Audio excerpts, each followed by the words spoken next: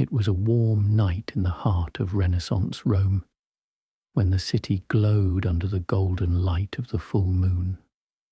In one of the most luxurious mansions in the city, adorned with intricate tapestries and shimmering gold, the most awaited wedding of the year was being held. Roman nobility had gathered to witness the union of two of the most influential families, the Orsini and the Colonna. What seemed to be a majestic and solemn celebration would transform into one of the most scandalous nights in the history of Rome. The protagonist of this story was Beatrice Orsini, a young noblewoman of great beauty and virtues who from the outside seemed to have everything any woman of her status could wish for: wealth, power, and a family that adored her. Her fiancé, Cesare Colonna, was a man of high rank, educated and respected by all. The wedding had been planned months in advance, and the entire city was eagerly awaiting to witness the union of these two titans of Roman nobility. However, what no one expected was that that night, instead of a simple exchange of vows, Rome would witness something much bolder and peculiar. Beatrice was not happy with her marriage. Although her life seemed perfect from the outside, she felt trapped in a web of social and family expectations that kept her from being free. Since she was a child, her destiny had been outlined: to marry a man of noble lineage, to unite two powerful houses, produce heirs, and fulfill the demands of her status. But Beatrice had other plans. In her heart she desired to be the owner of her life, her decisions, and not just another piece in the political game of the Roman aristocracy. That day Beatrice had decided she would not follow the rules. As nightfall arrived, she entered the wedding hall, surrounded by the nobles, but with a different gleam in her eyes. She knew her destiny would change forever. Cesare, her future husband, awaited the moment of the ceremony. Although in love he was somewhat traditional and expected to meet the family's expectations.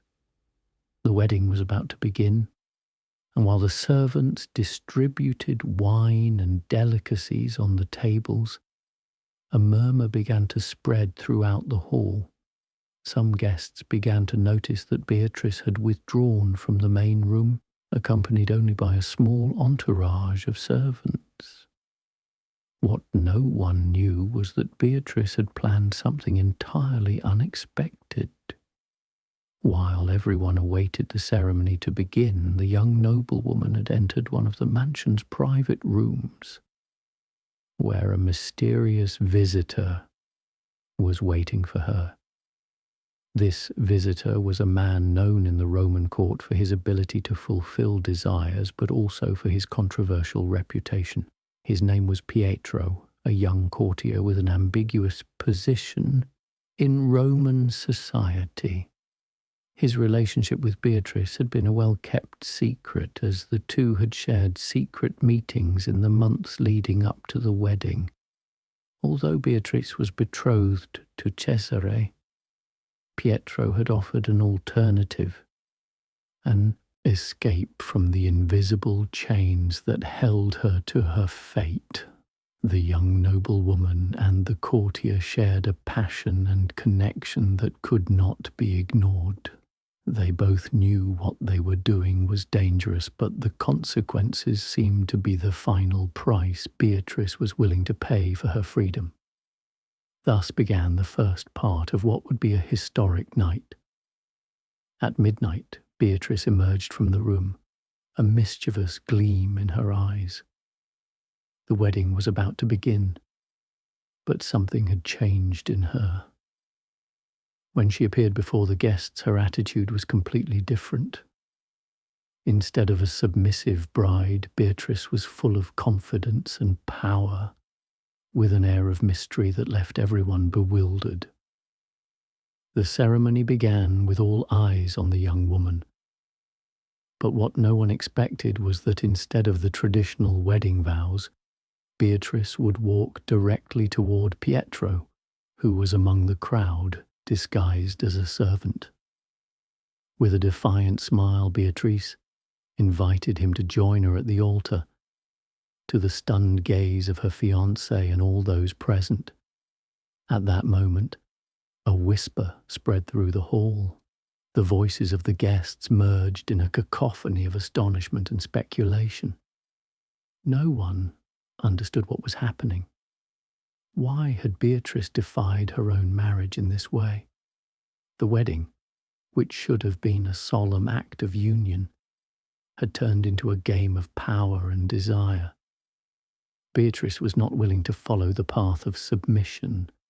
With Pietro by her side, she began to speak of her desires and what she truly wanted in life. She spoke of freedom, of the need to be the owner of her destiny, and of breaking the chains of tradition. Meanwhile, Cesare watched in silence, trapped between shame and fury. He could not believe what was happening, but the presence of Pietro left him speechless. What unfolded that night was an unexpected spectacle. Beatrice, in her defiance, not only broke social norms, but also challenged the very idea of what a woman of her position should be. The night continued in a scandalous manner, with all present watching what seemed like a battle of egos and power among the various players in this romantic tragedy. 3 times that night, Beatrice and Pietro met, each encounter further defying the expectations placed upon her. With each of those meetings, it became clearer that what had begun as a simple wedding was now a spectacle of desire and confrontation. The wedding ceremony was never completed, and the night ended with Beatrice making it clear that she was not a woman who would be dominated by anyone, not even tradition.